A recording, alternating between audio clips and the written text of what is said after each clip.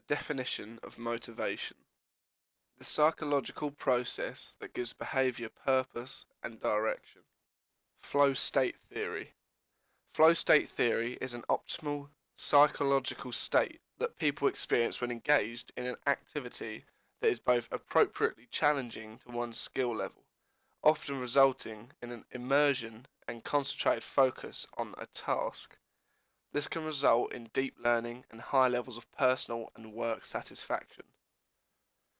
This is the most optimal of the states for learning, as it is where skill level and challenge level of a task are at their highest. This creates an opportunity for learning and intense focus where learners can even feel that they lose track of time because they are so immersed in the task. In contrast, a learner can experience relaxation in learning a task when their skill level is very high and the task challenge is very low. On the other hand, a learner could experience anxiety when their skill level is very low and the task challenge is very high. Neither state is supportive of optimal learning. Attribution theory. This theory focuses on how people explain their successes and failures. They explain how there are literally thousands of possible explanations for success and failure. These can be categorized. Here are the categories: stability, locus of causality, and locus of control. Stability, being either fairly permanent or unstable. Locus of causality, whether the cause of one's behavior is external or internal. Locus of control, a factor that either is or is not under our control. Attributions as causes of success and failure. A performer's success or failure can be attributed to a variety of possible explanations. For example, you may win a swimming race and attribute your success to a stable factor, for example your talent or good ability, or an unstable factor, good luck. An internal cause, for example your tremendous effort in the last 50 metres, or an external cause, an easy field of competitors. A factor you can control, for example your race plan, or a factor out of your control, for example your opponent's physical conditioning. There are many benefits of motivation. One of these are enhanced self-confidence. This can happen through things like a self-talk. Some people will get confidence through a negative self-talk. These are normally elite athletes. Other people prefer to give themselves a positive self-talk, which would be used by all levels of performers and could give some people a major confidence boost. Motivation would also benefit concentration. This would happen because the more motivated someone is, the more focused they are on the sport they are playing. Motivation would affect someone's overall performance. This would be if someone had high motivation and they were about to compete, they would probably perform better. There are three views of motivation. The first one is the trait-centered view. This says that motivated behavior is primarily a function of individual characteristics. The personality, needs, and goals of a student, athlete, or exerciser are the primary determinants of motivated behavior. Some people have personal attributes that seem to predispose them to success and high levels of motivation, whereas others seem to lack motivation, personal goals, and desire, but this sometimes depends on the situation someone is in. The next one is the situation-centered view. This is in direct contrast to the trait-centered view. The situation-centered view contends that motivation level is determined primarily by situation. For example, someone might be really motivated in their aerobic class, but unmotivated in a competitive sport situation. A variety of influences or situations can influence motivation, so some psychologists don't recommend using this. This view involves three factors: achievement goals, perceived ability, and achievement behavior. The last view is interactional view.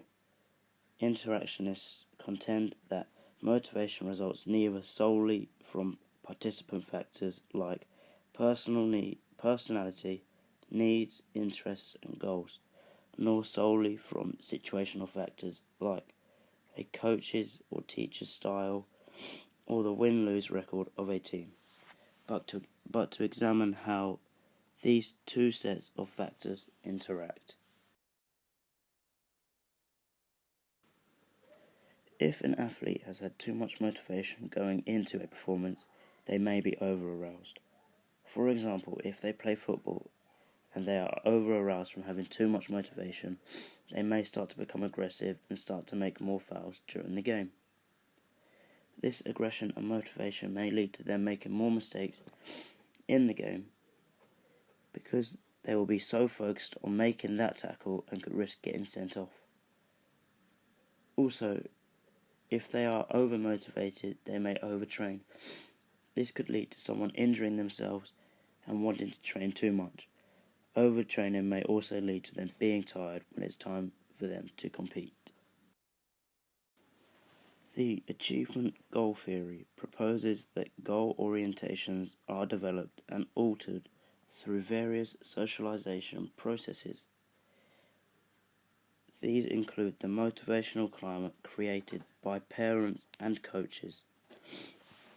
Whether a goal orientation is seen to have adaptive or maladaptive outcomes will depend on the ability perceptions of the individual. Ames supported this idea, discovering that through a parent's reaction to their child's performance, children will learn what is valued and preferred.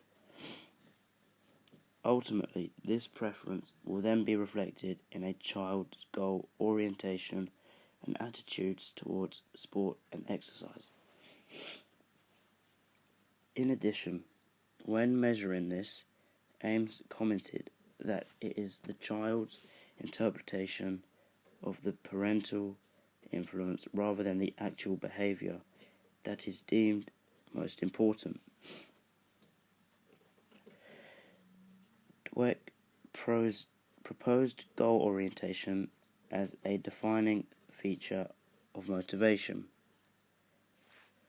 Task and ego-orientated performers differ, as different behaviours will need to be adopted for each goal orientation and each environment within the individual performs. Bartlett, Gratton, and Rolfe agreed that a task-orientated performer believes that participation in the activity leads to enhanced feelings of mastery, enjoyment, satisfaction, and interest. In contrast, performers can be described as ego-orientated. Smith viewed this as the tendency to judge one's ability with respect to the performance of others and to tie subjective success to the demonstration of superior ability. There are three types of motivation: intrinsic, extrinsic, and achievement motivation. Intrinsic motivation comes from internal factors such as an enjoyment of an activity. Extrinsic motivation is when someone is motivated from external factors. These can be physical rewards such as encouragement or money. Achievement motivation is looking at the difference between the need to achieve versus the need to avoid failure. Individuals who have the need to achieve often seek challenges and focus more on mastering the certain activity, whereas people who have the need to avoid failure focus more on the winning aspect of an activity and is a lot more affected whether they lose or win. Detch's cognitive evaluation theory follows on from his intrinsic and extrinsic motivation theory. This theory explains how when we are looking at a task, we evaluate it in terms of how in control we feel of completing the task. If we think we will be able to complete the task, then we will be intrinsically motivated to complete such task, which requires no further external motivations. Whereas if we are not intrinsically motivated, then external motivational factors may help to motivate us.